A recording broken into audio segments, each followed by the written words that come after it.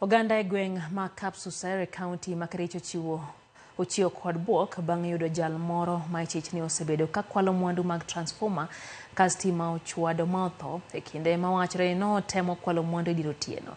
Jodak ma kono yango ni jalno yande osebedo ka tiyo kaka jarit mag mwandu ma itiyo godo e loso apaya ma Kapsusere kadhi Tegat, kendo pok ne gifwenyo ni onyalo bedo jakuo marocho weche mag stima e gweng'go.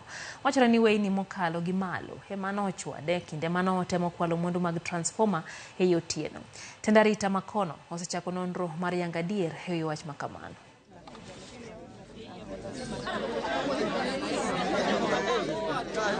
Ilikuwa kitu kama saa 5 saa 6 hivi, saa 4 saa 5 saa 6 tukasikia tumbo inabweka ikienda ikirudi, inaenda ikirudi, lakini hatukujua ni nini inaendelea.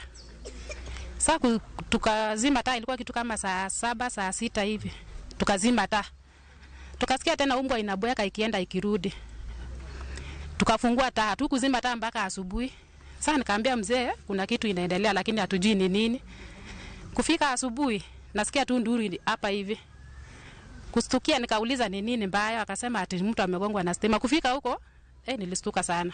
But huyo mtu alikuwa anachunga kalbati hapa hivi. Sasa alikuwa anakujaga huko akikula akienda ananiambia Made nitakuja kulipa. Tulikuwa tunaomba tu chief, assistant chief wa Kakiptui na assistant chief wa Kapsusere Raymond. Sasa kitu tulikuwa tunaomba, hatutaki wezi. Msishike tu watu wa pombe. Tafadhali tushike tu wezi wenye wametumaliza kukata stima, wenye wanaiba ng'ombe, wenye wanaiba